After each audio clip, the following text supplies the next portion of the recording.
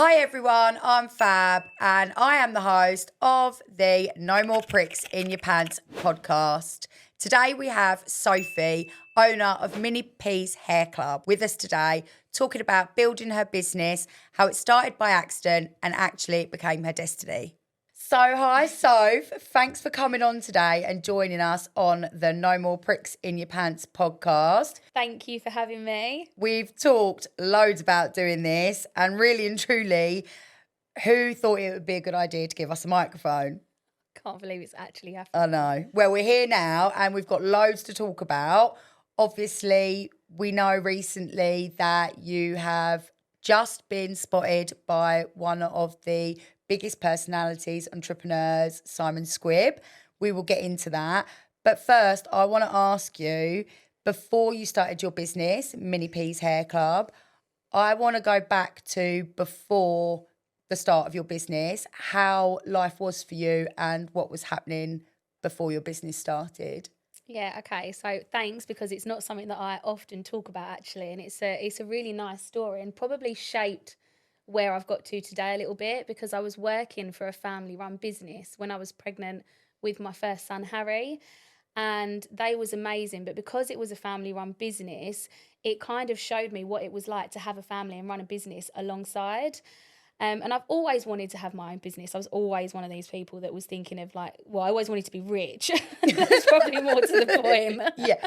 I mean, money is a big driver for people. I think that we'll get into it more, that actually your business means so much more than that. But obviously money does create opportunities. So I don't think it's bad to be open about wanting to have ambition and be financially, stable. Yeah, I mean, my opinion has changed since I've had my own business of what it actually means to be rich. Yeah. And I think when you live the reality of having your own business, you see what it's really like. So the idea and the reality of it are two different things. Sure. But just going back, when I was working there, sadly, the business went under and I was made redundant while I was pregnant with my son, Harry. And everyone's always really shocked. I can't believe someone did that to you. But actually, they were an incredible family doing incredible things.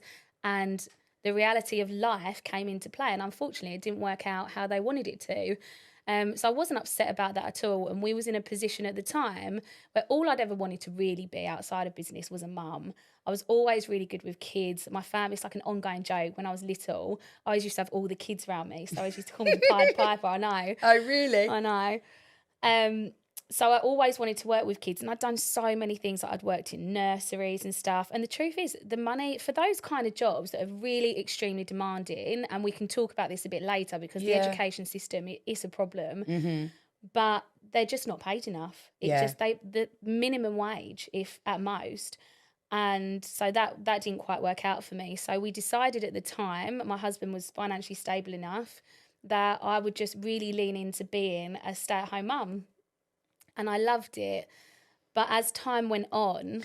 And sorry to interrupt, but I would just want to say that I'm really glad that you said that, because I think that stay-at-home mums are not actually given the credit that they deserve. And I think that it's assumed that if a stay-at-home mum is at home, it's because they can't get a job or for whatever reason. And actually, there's nothing wrong with having that set up for your family. Yeah. It doesn't work for everybody, but, the periods of time where I've been on maternity or been at home or been with young children, they've been the hardest time. Sometimes going to work is actually a break. So I just think it was good to pick up on that, just then what you said, that it was a conscious choice for you, that you really wanted to be a mum, and you made a choice at that time to really, like you say, lean into it and be a stay-at-home mum. Yeah, I think there's actually a huge stigma about stay-at-home mums. Not everyone. I do think people are waking up to it a little bit now. Yeah.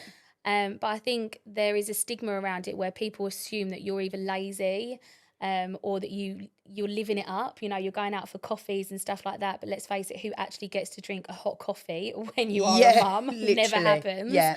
And, I was breastfeeding on demand at the time exclusively, and that went on and on for what felt like years. It was years. It was nearly 3.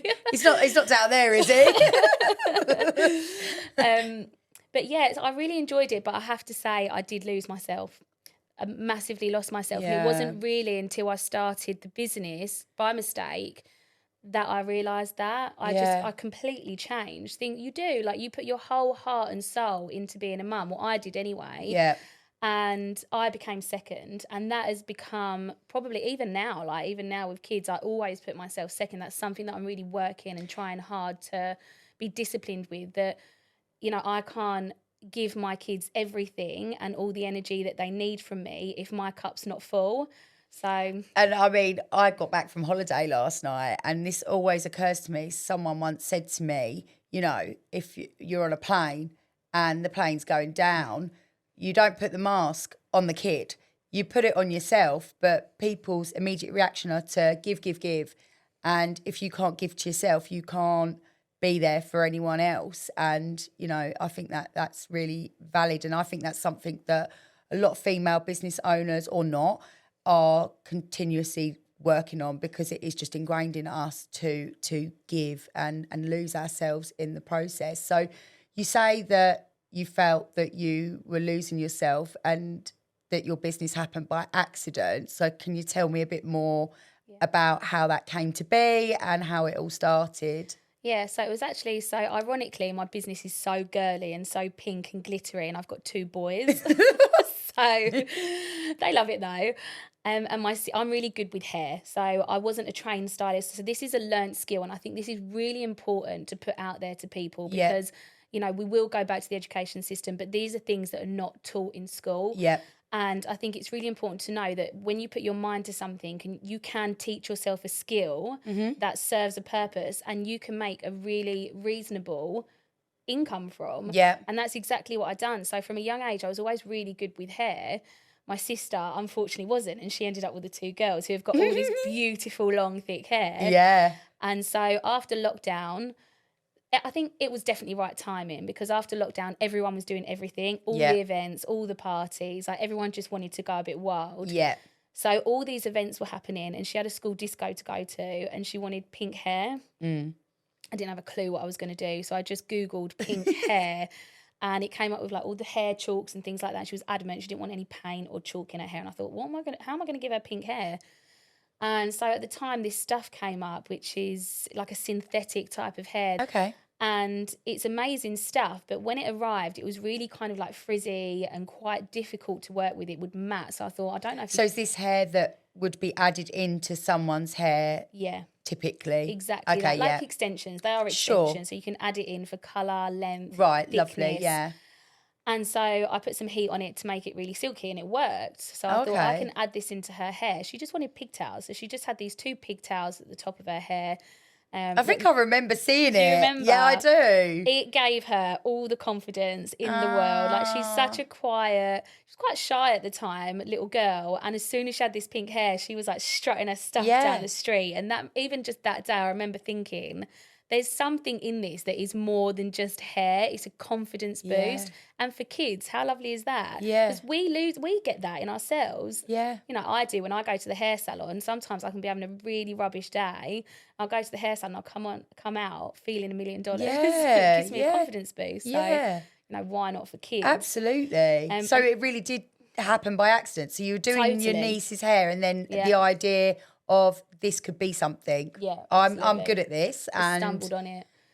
And so tell me more how that then progressed into starting services, or to, you know, promote, or how did that come about? So it was a really natural progression. Obviously, word of mouth travelled fast, and she was my walking, talking advert. She went to this party, and then all the mums were messaging me. I started an Instagram page, and really at the time, I think Instagram was more of a platform to sort of show off. It wasn't as much for business, although it was for business at this point, but it wasn't as much for business as it is now. No. And so I'd started an Instagram page, and it was just Mini P's at the time. It wasn't Mini P's Hair Club. Yeah. And so I'd put this photo on there, and mums were contacting me via my sister. They wasn't really contacting me via the Instagram. So the platform wasn't really doing much for me. It was literally word of mouth. and everyone was coming to the house, my little pokey house in my front room. And I ended up doing hair all day, every day. Like, they were just flooding in, and I thought, this is amazing. And I started to find myself again. I was really excited. Starting's the fun part. And when you start a business, I think people think naturally it must be quite difficult to start a business, but actually starting is the easy part, it's the fun part. Well, it's the novelty. It's the dopamine, the exciting bits, like new ideas and trying to execute them. And I for myself as well, I do think, I mean, the first couple of days, like the training for me with my waxing business was pretty scary. But once I got into it and, you know, doing it and seeing the results and seeing people so happy, and like going back to making and pleasing other people and giving, when you're able to give that as a service and get paid for it, you think it's win-win. It's obviously later that the problems come. So anyway, carry on with what you were saying. It's the people that make it, isn't it? And it's the same like with you, with your waxing business, which is how we met. Yeah. And it's more than just the service that you provide. It's the people that you meet and the conversations that you have. Absolutely. That actually you build friendships out of that. Definitely. And it opens up so many opportunities. And this is my thing that I've been talking about lately.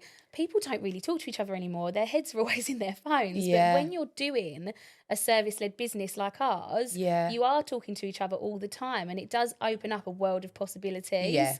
We wouldn't be here today if it wasn't for your business. Absolutely. And we said, didn't we, that we need to do a podcast at some point. And obviously I've always wanted to do one, but to actually be sitting here doing one now and to have you on, and we've talked about it, it's funny how things come full circle, you know. Into reality. Exactly that.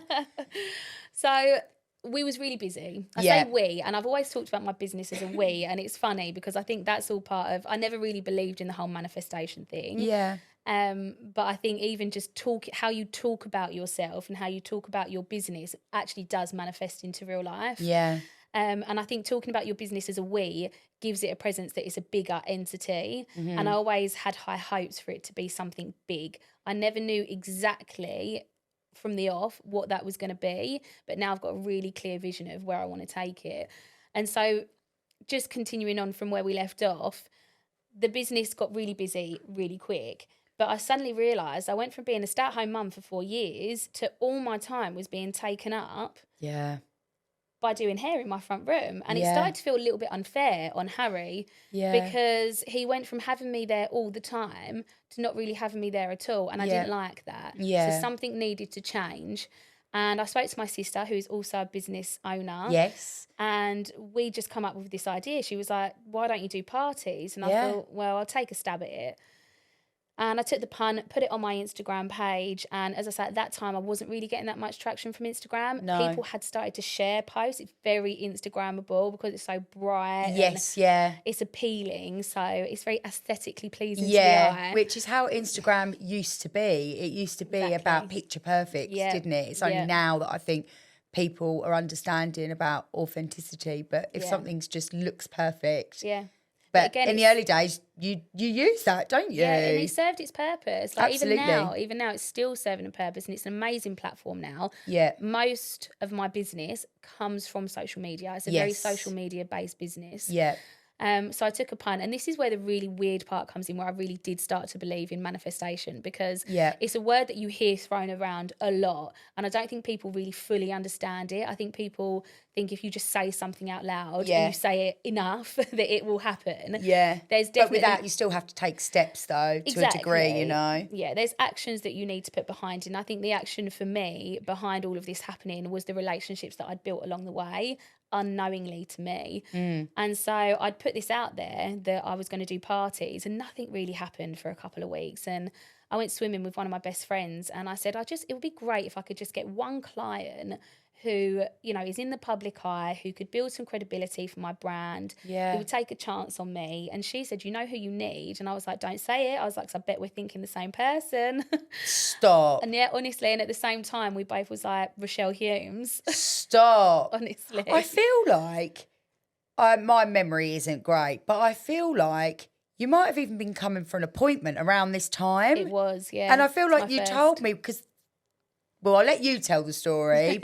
Go on. No, go on, tell me. I'd love to hear it from your perspective. Someone it wasn't directly her that reached out to you. It was someone else on her behalf. Yeah, that's and right. I think you got the message maybe just before or after, like around an appointment time. But I remember definitely that someone reached out. Yeah, Is so that right? it was just after I'd booked my first appointment with you, and the irony.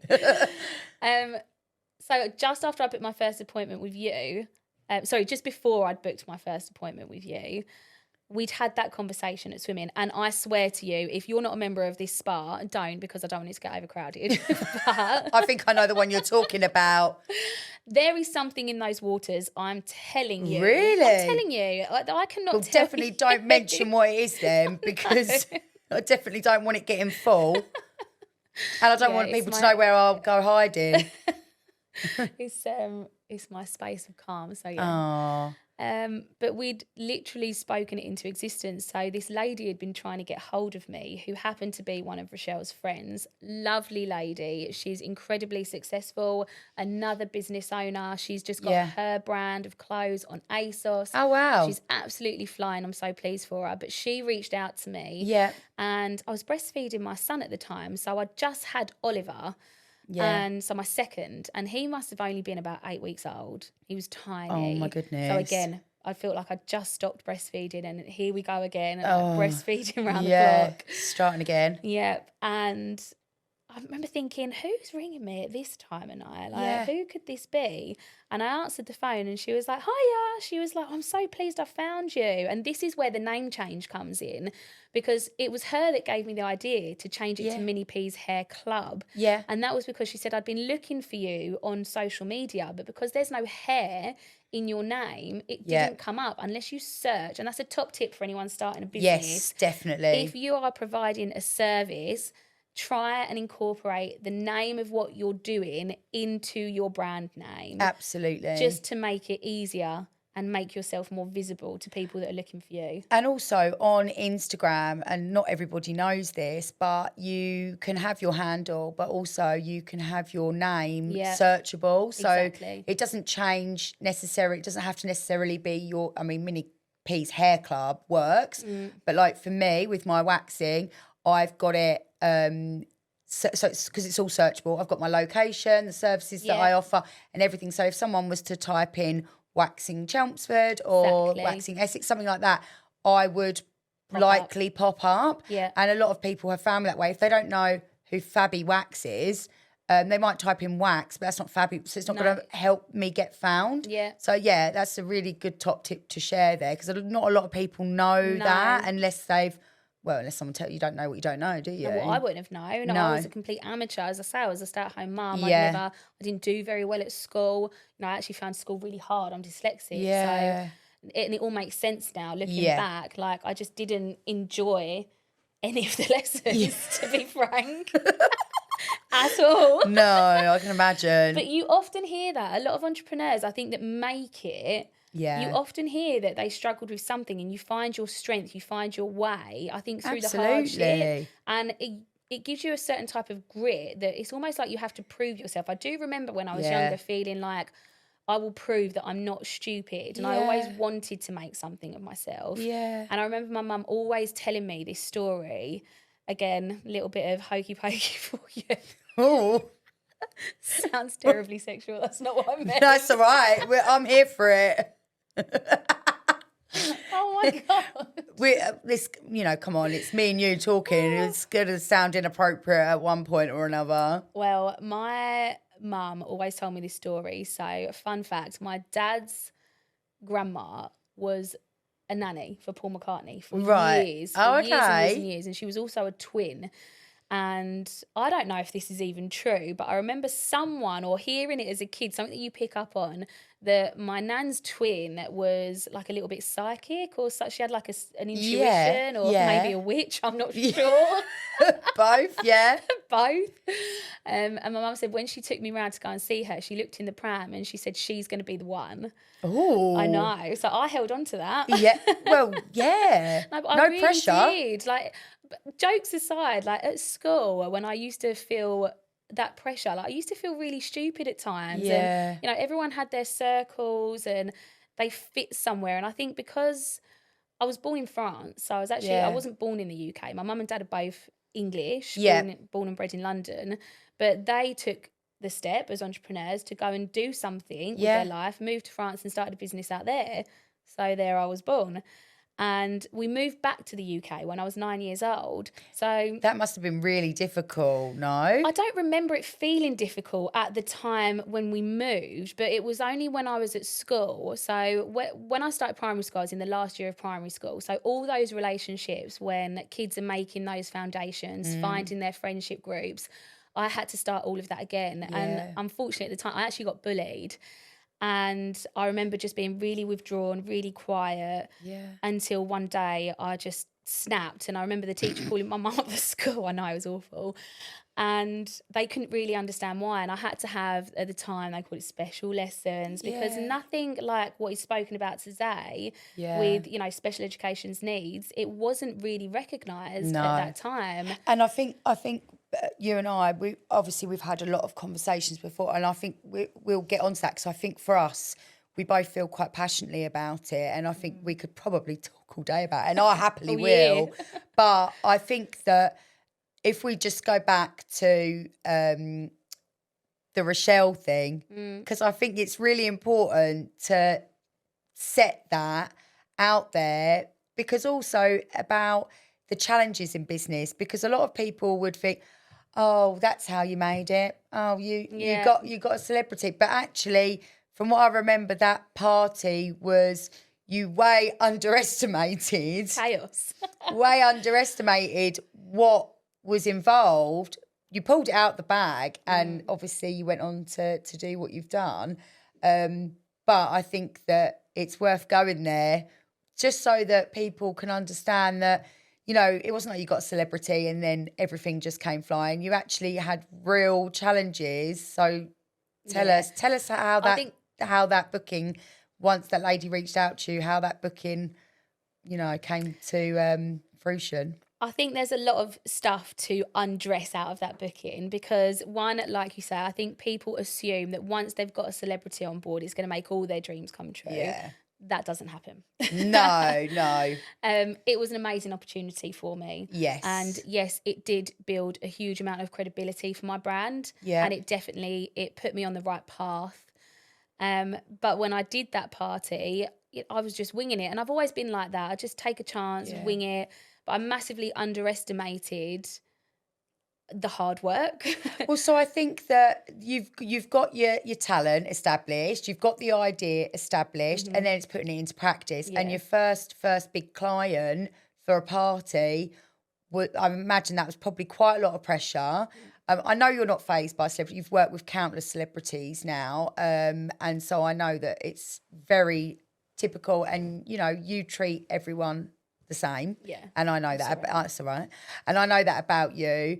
But I can imagine that, knowing you as I do, it was maybe the organisation bit that you sort of struck. So obviously the talent, and I think that's with a lot of entrepreneurs. It's like the idea's there, the talent's there, and everything else, but it's actual the logistics, the little things. Yeah. So tell us what happened. At this time, I obviously didn't have a team. It was just me. So luckily, I dragged my mum along with me. Yeah. My mum's quite good at hair, but she hadn't done hair for years or anything. But I just really, for moral support, I wanted someone with me. I could have been going into anyone's house. Anyone could have been there. Yeah. And so I took her along with me, and I was lucky that I did, because when we turned up, it turns out that Rochelle's mum and my mum actually knew each other from like back in the day. Oh, wow. I think that's such a generational thing, that everyone like knew each other. Yeah. So there was actually loads of people that knew my mum there. So she actually wasn't that much help. Oh, she was just loving, was just enjoying the party. She was part of the party. Was she lining up to get her hair done as well? Bless her. No, I'm joking. She was actually an incredible help to me that day. But there was about 30 kids there. And I mean, you can imagine the pressure I was under. Yeah. And at this point, so just to add some context, after that party, I created a product which was a clip-in braid that mimicked what it looks like to have your hair braided, have the hair braided into your hair. Oh, wow. And the reason I did that was because it's impossible for anyone to get through 30 children doing that on your own. So I improvised on the day. I varied the styles. I did what was manageable. and I was there for 5 hours. And where did you end up? A&E. Yeah, because being a mum. Yeah, so I was still breastfeeding at the time. Obviously, Oliver was have been about 3 months old. Yeah. So he was breastfeeding on demand around the clock. But I did do something slightly differently with Oliver. I was expressing as well. Yeah. And I was bottle feeding him because it was quite a lot of pressure with Harry and it went on for so long. Yeah. I didn't want to do that again with Oliver. So I really underestimated, because I had mastitis with Harry. Yeah. And that's exactly what happened this time. And I could feel that the milk was like pouring in and my bra was starting to feel tight. Oh, it's the worst. But I didn't particularly feel unwell. It was just that feeling that I needed to feed. And it's really actually quite dangerous. Yeah, I mean, I was sepsis, everything. It was horrendous. I mean, I was completely out cold. Luckily, my mum drove us home. So after 5 hours of working, I like crawled into the car. And I just remember at this point, I thought I had sunstroke. Yeah. So I was freezing cold. And it was a boiling hot sunny day. And I felt cold from the inside out and my teeth were like chattering. I couldn't stop. And my mum was like, stop doing that. I couldn't. She must have thought it was so annoying. Because at this point, we're over an hour away from home. Like they lived quite far away from us. Yeah. And so we got home finally, and I'm not joking, like I practically crawled into the house. I couldn't even walk. And all I wanted to do was get into a hot bath because I just couldn't get warm. Cold to the bones, yeah. Worst thing I could have done. Because obviously the reason that I was feeling so cold is because I had a raging fever. Yeah. Got in the bath, remember putting my towel around me, getting into bed. Don't remember anything else. I just remember waking up, ambulance service there. Oh my fully goodness. naked. Oh my Windows goodness. open. Like I just remember them going, Sophie, can you hear me? And Rob had actually come in and tried to wake me up and couldn't wake me up. Panicked, called 999 and got the ambulance service there. So they just could not get my temperature down. It was so high. Well, if you had a raging infection, which is what obviously mastitis can do, and it's because you were doing this amazing party that, you know, you'd underestimated what was needed. So you were there obviously a lot longer than planned. There's obviously more children. It was, and like I say, it was an amazing opportunity. But this is the reality of running your own business and juggling parenthood and being a mum and everything else. So whilst obviously there's probably no regrets as such, it's good to note that, you know, we as business owners do make sacrifices. I think there are a lot of sacrifices when you're self-employed or when you're running a company. And I think that sometimes it does look all glamorous, and a lot of people probably didn't know that, and they would have seen, wow, that looks so great, which is good. It was great, and it is, and it's amazing, and lots of good things have happened, but it's taken resilience from you, because that could have been enough for you to be like, I can't do this. I can't do this on my own. I can't do this anymore. Well, I definitely did think that I can't do this on my own, so I needed to recruit straight away. So that was the next step, and that's how the business has grown. Yeah, so from that, I mean, it's funny because obviously at that time I was in and out of consciousness. I couldn't think about anything else, but as soon as they put the drips in me, the first thing I thought was, oh my God, like I need to be at home because I need to now capitalise on this, and I need to get the most of the opportunity that I can.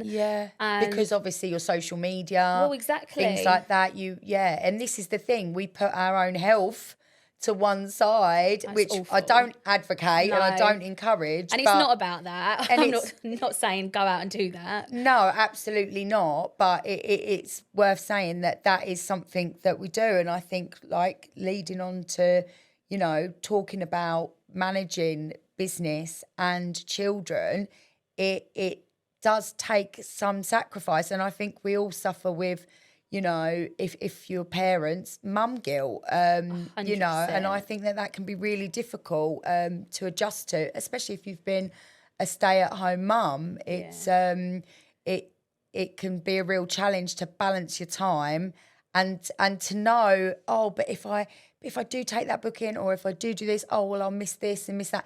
And I think, like you say about what being rich means, and I think you have to be in business for a while to then realise what rich actually is. And it's about priceless things. Yeah, isn't like it? time with your kids is absolutely priceless. And that's another reason why, and I know you're very hot on this as well, is I always say to any business owners, because what I find now is from working with a lot of celebrities and the high net worth individuals that I've had opportunities with, Yeah. and especially doing things like being flown to Monaco, it has meant that other business owners have come to me for advice, which actually sometimes makes me feel a little bit uncomfortable because I don't feel like I should be giving them advice. I can only talk from my own experience. Well, it's the I will imposter always say that. syndrome, Yeah. probably. It's the imposter syndrome. And I know that you've had other people in a similar industry reach out to you, or, you know, or you've recommended them for jobs that you, and I do the same. Like, if I can't get certain Always. clients in, I will send them to other local places, Yeah.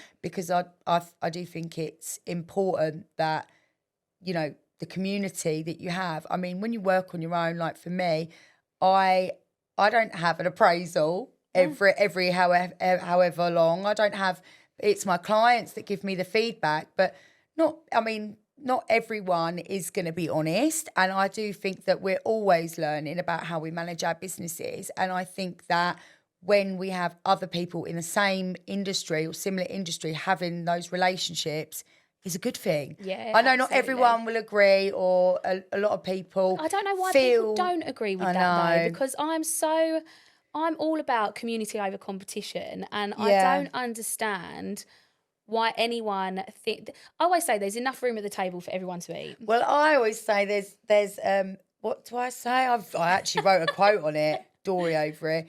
There's enough cake for everyone to have a slice. Absolutely. And I do think Absolutely. people choose ultimately who they want to see, where they want to go, and I think that that's important, you know. Yeah. But as you were saying, you felt like you didn't feel that it was something that you could help people. You didn't feel. You felt No, imposter syndrome I almost. Yeah, and actually, I felt like I was living a double life, and I still feel like that now. Yeah. Because it was at a time where I'd gone from being a stay-at-home mum to all of a sudden this glamorous lifestyle. I was rubbing shoulders with some of the richest people in the world, let alone the UK. Yeah. And then going back bet home you've got to some like, stories. I have got lots of stories. Now, I know you're very professional, Sophie, but obviously you have met a lot of celebrities now. You also do a lot of regular day-to-day people, and you treat everybody the same, and I know that about you, and I think that might be why you are such an attractive person to book with, because because you don't, you know, blow smoke up people's arse. No, is that the right phrase? Yeah, you know, I mean, it's not, no, you know.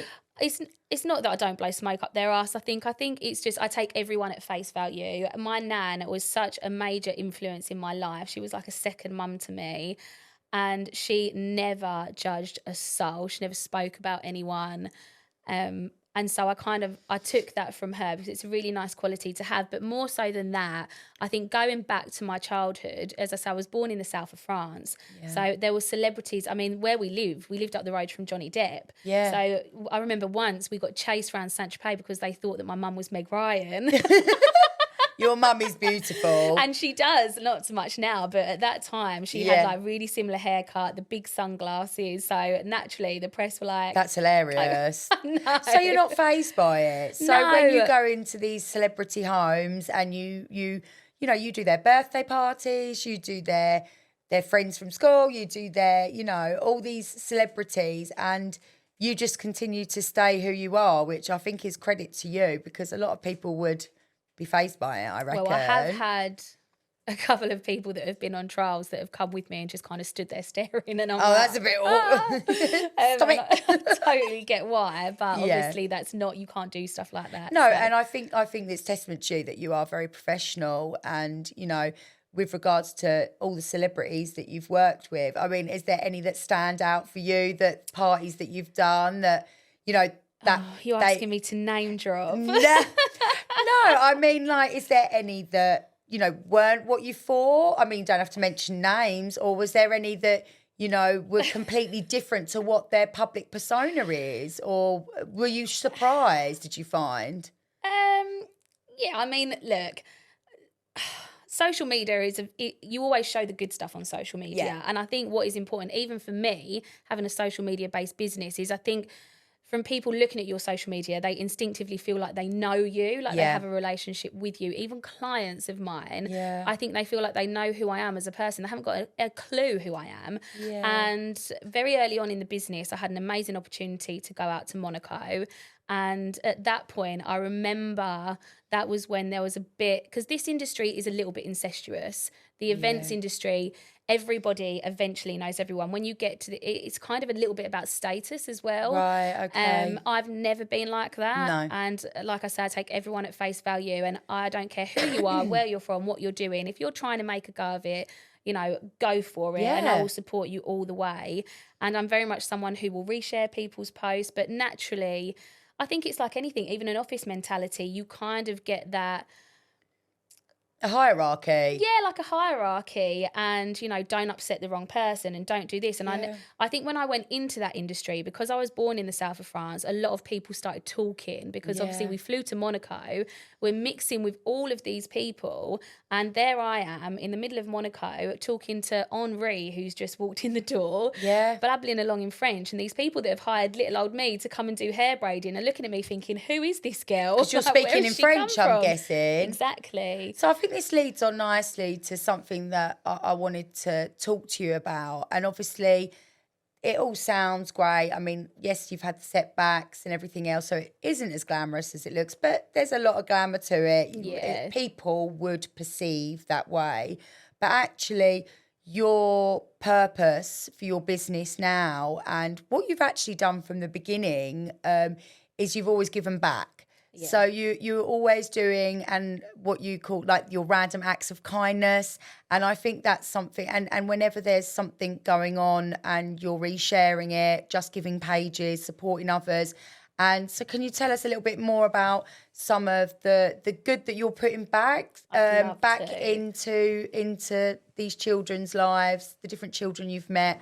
I'd love to hear more about your purpose and your why and what you're doing at the moment. Yeah, so I'm actually really glad you've asked that, because it is something that is so important to me, and probably something that I, you know, the celebrities are one thing and it's great and it's lovely mixing with the glitz and the glamour, but the most important part of my business is our random acts of kindness and meeting these families who have children in need. Yeah. And that is widely spread across any kind of need that you might possibly have. And I don't want to take all the glory for these random acts of kindness, because it actually came from someone who offered me a random act of kindness in the very beginning, who you met because ironically, when I came for my first wax appointment, I decided to drag her along with me, and I'd only just met her. I know, that was so funny.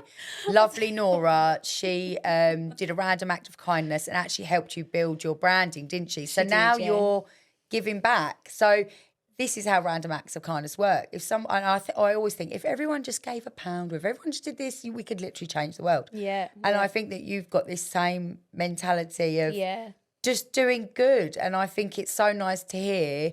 So, carry on with what you were saying about that. People think it's too good to be true. And I did. So I'm a perfect example. When I did Rochelle's party, I had really leveraged on that, and I sent, because I actually didn't get a huge following from Rochelle when she posted it. She posted it to her stories. She'd actually done a whole grid post and hadn't mentioned me on there at all. Oh, okay. And I wasn't entirely sure why, but I think it maybe because I was a last minute booking. She didn't have my Instagram handle. And eventually we had spoken, we'd exchanged messages, and she shared me to her story because everyone was asking, who done the hair? Who done the hair? Because it stood out the most.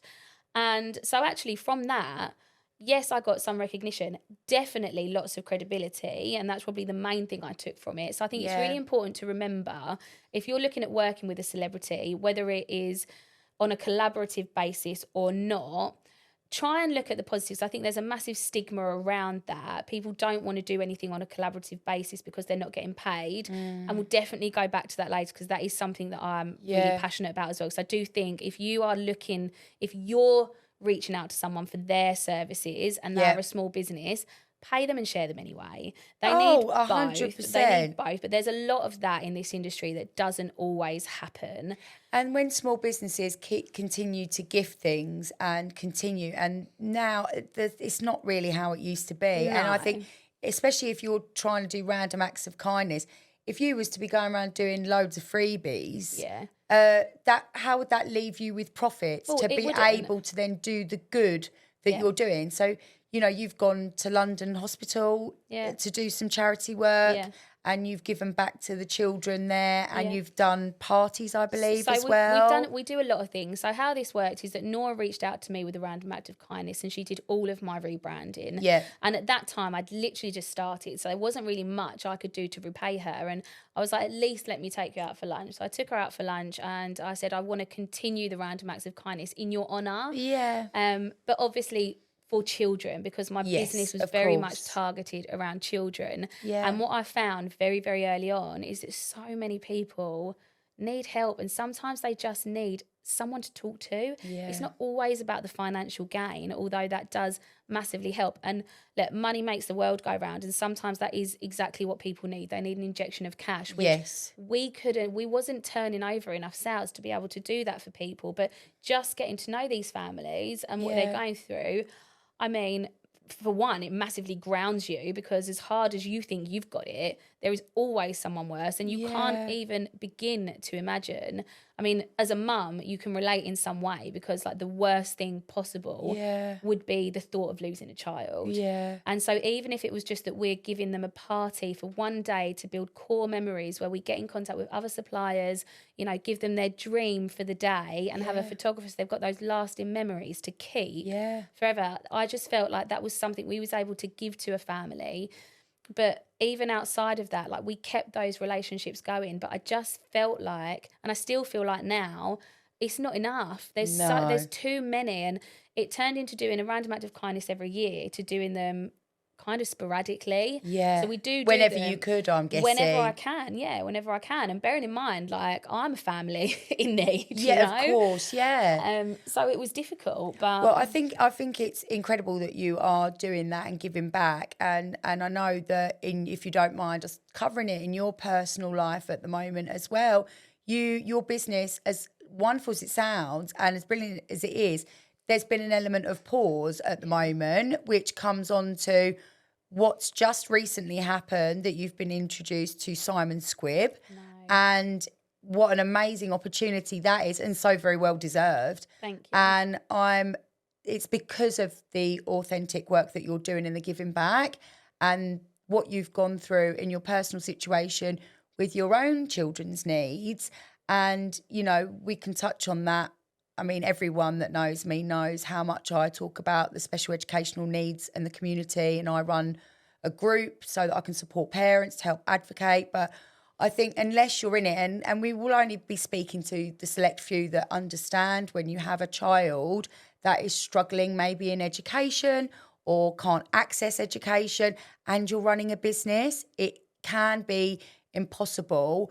And family always comes first, but also you do need to provide a living for your family. So I think if you could tell us a little bit about how you came to meet Simon Squibb, that date, just simply tell us the day that you met him. Like, obviously I've seen the video, so the day you met him, and obviously how that is going to help you with your business, because you keep giving to everyone else. So yeah, tell me about meeting Simon. It was amazing. So in short, it was amazing meeting him. And it was a work in progress, because Simon is also a huge advocate for change in the education system, by the way. He's really making waves with put that. me in a room with him. 100%. I mean, all day long. But yeah, I mean, this comes back to living that double life, because on the surface, if you looked at my social media, you wouldn't have a clue. And obviously you have to keep face when you're running a business, especially the type that I have. It's very much, you know, the Disney aspect of it all, and the magic, and, you know, everything's wonderful. And you want that for the kids. You want that belief system in the kids. So you can't go on your business Instagram and start pouring your heart out. No. And letting on to what a difficult time. But actually, the last 2 years for us have been hell, to be honest. In a word, absolute hell. Yeah. And just everything happened at once. So I always knew. So it's my eldest son, Harry. He's 6. I've got 2 kids. I've got Oliver and Harry. And it's Harry who had been struggling. Yeah. But it affects Oliver too. Of course it does. And alongside of that, you know, there was so much going on in our personal lives. Some things that I don't think I probably will ever open up about on social media, because although it affected me on a huge scale, it's not my story to tell. Yeah. But alongside that, obviously we was going through all of this with Harry, and at the time he didn't have his diagnosis, and actually if it wasn't for you and having somebody else who had been through it and lived it and was also a business owner, we probably wouldn't have his diagnosis today, because we got his diagnosis, as you know, through Provide Wellbeing. Yes. I'm going to say that again, Provide Wellbeing. Yes, and how many times have I said it? Provide well to you as well. Exactly. I honestly repeat myself to people continuously, and that is why I started the support group for direct. And the group is quite niche because I don't have relatives or other caregivers of these children. It is the parents directly. Yeah. I direct them to other support groups, but it is to create the safest space for people to share the ups, downs, goods, bad. And sadly, with the education system, a lot of it is seeking desperate advice, resources to help get the children the support that they need. And I think it's more important to talk about the children now rather than the education system, because that is a whole nother topic in itself and what's wrong with it. But being a business owner, you obviously went through that with your son, difficult times with education and things like that, and the advocating, everything that's involved with that, the diagnosis process, people dismissing your gut instincts about your child. And I want to make it quite clear now, when people say, oh, I knew something was wrong, nothing's wrong. No. Let's make it clear, nothing's wrong. So when you have a gut instinct, it's just that there's something different about your child and that they may need extra support because of the way the school system is. And obviously, as you know, I have been through it, and I've been going through it a long time with my children. My eldest is 16. I've been playing this game for 12, 13 years or whatever it is now. So I sadly have developed lots of experience in dealing with different authorities and seeking acknowledgement. But whenever a parent comes to me and says, what do you think? I'm not a doctor. I know. But I will tell you, and I just think giving the parent the power back and saying, trust your instincts. Yeah. Don't listen. And there can be really well-meaning friends, family members, or people that you meet out in the supermarket. Yes, my child's lovely. Yes, my child's all those things, but it doesn't mean, because it can make you feel like you're going mental. Oh my God, yeah. And I think that to seek the diagnosis is a very personal thing. Obviously, I've had an adult diagnosis of ADHD. That was only 2 years ago. So it is a very personal thing. But sadly, with the education system, having a diagnosis, it shouldn't make a difference. So if anyone's listening, just so they know, you are entitled to support. You do have the right for your child to have an education without a diagnosis. But obviously, a diagnosis can help with understanding. So I'm glad to an extent, it helps. It definitely helps with it's understanding. not a magic wand. No.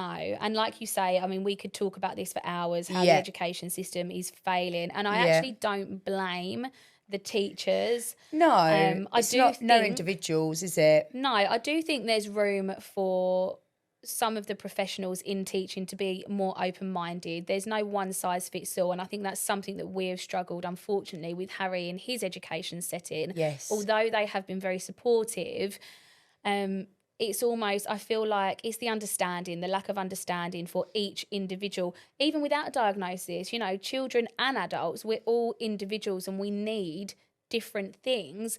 But, you know, when you've got a class of 30 kids and you're trying to manage that, and then you've got children in the class as well who have got special education needs, that's a lot of pressure on the teacher. Well, with the way that the school system's set up. Well, exactly. That is the problem. Yeah. So that's obviously what needs to change. And I think that, you know, like I say, we could talk about that all day. But I think now, in relation to your business, obviously juggling your child's needs, Harry's needs, and running your business, and then these random acts of kindness, it's all come together now, which you know is well deserved. So obviously, when you met Simon, did you share with him about Harry? Yeah. Did you? So it was actually a really vulnerable day for me that I met him, because on that day, all of this that was going on actually nearly just completely put my business into the ground. Yeah. All of the money. So the business, just to be clear,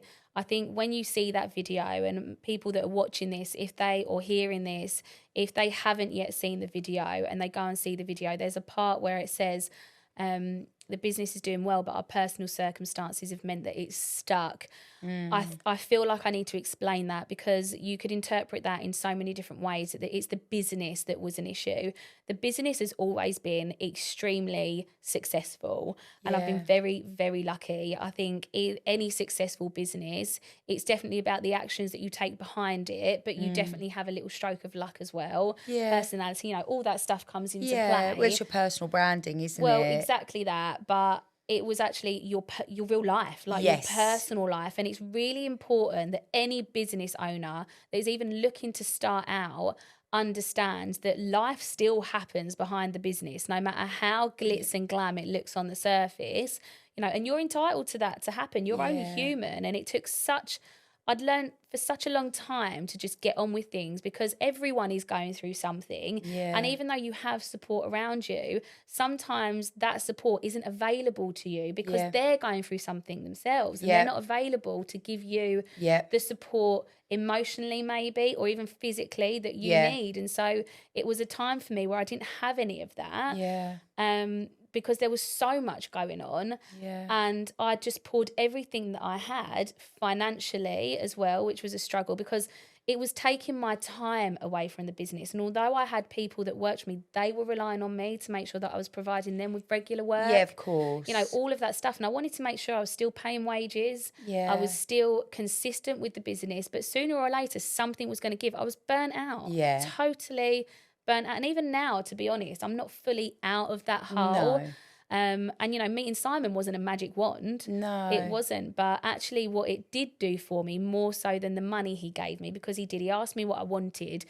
And it's funny because some people that I've spoken to have said, oh, you should have asked for more. And I'm like... No. When you're in that situation, I bet it was absolutely really uncomfortable. What I needed more than anything out of that was the hug he gave me. I was literally about to say that. Yeah, it was a very kind of almost fatherly exchange. Well, I think when someone like him who's very authentic and he has a genuine drive to help other people, I think there's something quite powerful about meeting someone like that. Yeah, and it's because of his personal experience, right? He's been through a lot. A lot. I don't know if you know his story. Do you know his background? Yeah, sort of, yeah. I mean, it's not talked about in every video, but I have heard a few things. And I've seen a few things, but I haven't read his book. But I would. It's well worth the read. Yeah, I absolutely will read it. And actually, on that note, for his book, just to plug him here. Not that he needs me to plug him. No, but but even just his book, I hope he knows the full extent of the kind of community that he has built. So he's built an app called Help Bank, and they have been a massive support to me. But the other day, I met someone again at this place where I go swimming. I'm telling you, there's something in that water. Yeah. Should we go there after here? You got your cosy? Yeah. Who was on the lounger next to me after this video it hadn't come out yet. So after the exchange with him, was on the lounger directly next to me reading his book. And I was like, what is this? Like, where is this place? So you had to say something, didn't you? So I was like, we was reading the book, so I wanted to know why. Guess what? Guess what? I'm a dreamer. Are you on Instagram? You know that's what Are you on TikTok? Plug. No, I'm joking. Go on. But no, obviously but it does do that. His book opens up conversations with people that you may not have necessarily spoken to if you wasn't also reading his book, or I hadn't necessarily had that experience with him. So I started chatting to this guy next to me, and I said to him, "Oh, you're reading Simon's book?" And he was like, "Yeah, why? Do you know him?" And I was like, "Yeah." That is so funny. Funny you should ask. Yeah, I do actually. I've been desperate for you to ask so I could tell someone about it. Ask me again a little bit louder. Yeah. I know Simon Squibb. Oh, that's brilliant. I love that. But it turned out He used to work for ITV. Oh, wow. Lovely guy. He also has a live podcast. Oh, okay. And from that conversation, he'd also invited me on his podcast. And I thought, wow. but it's opportunities. Like, Yes. just his book alone and the effort and time he's put into that to inspire other people is generating a community that wouldn't be there if it wasn't for him and his book. So even just that alone, without any of the additional help, is something. And I really want to make sure that people know that, because I think sometimes people get caught up with the fact that he is a multi-millionaire. Yeah. You wouldn't know it, though. Not if you met him in the street, you definitely wouldn't know it. He's very, very genuine. He's a real genuine guy, and he gets a lot of stick. Like, I think some people that desperately want his help, I think obviously some people think that because of all the money he's got, he's going to give you money, wave a magic wand, and your life is going to be fixed. That doesn't happen. If he did that, he would be the worst businessman in the world, because people, you do well in business through having struggles. If everything was handed to you on a plate, there's no risk there. There's no easy come, like, so then it's easily gone. Exactly. Absolutely. And I think everyone wants something for nothing now.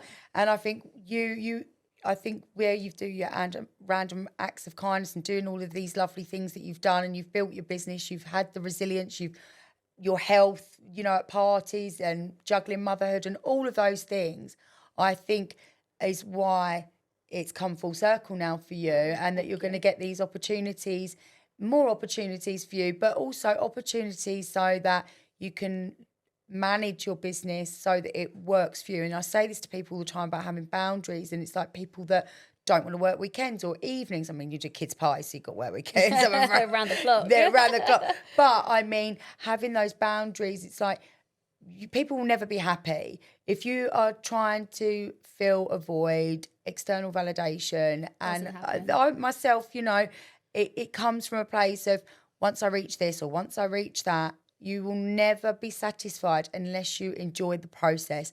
And there's nothing wrong with having aspirations, dreams, targets, financial goals. There's nothing wrong with that. It's sensible, it's wise to know your numbers, etc. But it's not going to make you happy, and it is finding happiness. So if you have a goal to have, something materialistic, what difference is that going to make? And I think people constantly going out into the world to get validation, they need to actually go within more. Absolutely. And I think that running businesses need to be beneficial for your family, but not take you away completely from your family. And that's not to say in the early days that people don't need to sacrifice, because we've all had to sacrifice early on in our businesses to become successful.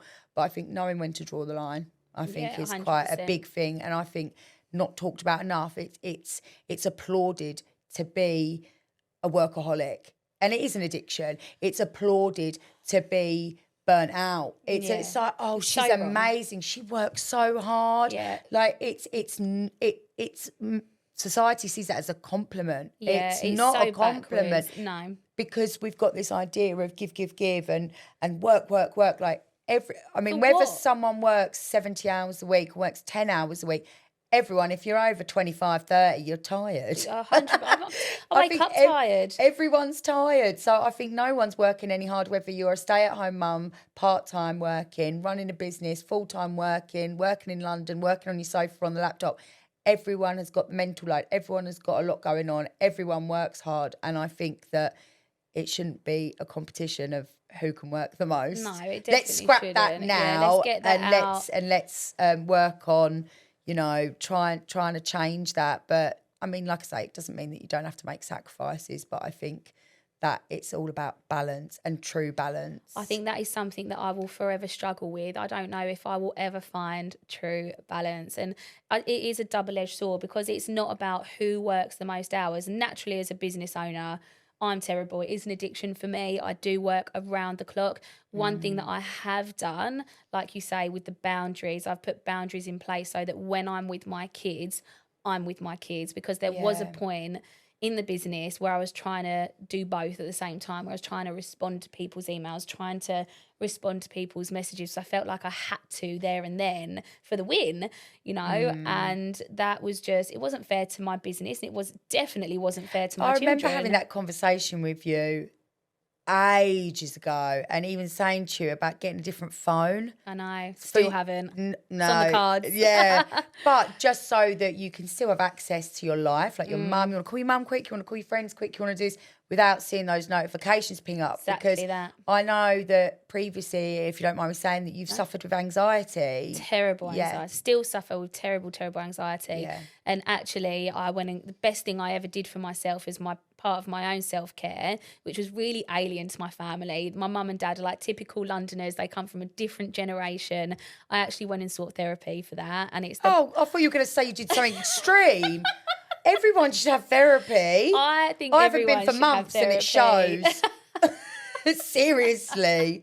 Honestly, it's bad. Oh my God, I love it. Honestly, I think it's the best thing that I've done for myself, because even I still struggle terribly with anxiety. And even there's been a couple of times on my live where like my breathing gets really deep and I'll be taking, and it's obvious, it's noticeable. Yeah. And I'm so sorry, like I struggle with anxiety really bad. So if you notice that I'm breathing really heavily or deeply, it's because I'm feeling really anxious and I'm just trying to regulate. And that's a really important word, regulation, because again, going back to the kids, that's something that Harry massively struggles with. So therapy was the best thing I could have done, because it's taught me how to regulate so that he can regulate, because if I'm calm 9 times out of 10 he's calm, and I have to be his calm space. And you have always, you know, whenever I've seen you with Harry, you've always been, you know, you're such a wonderful mum. I think that goes without saying.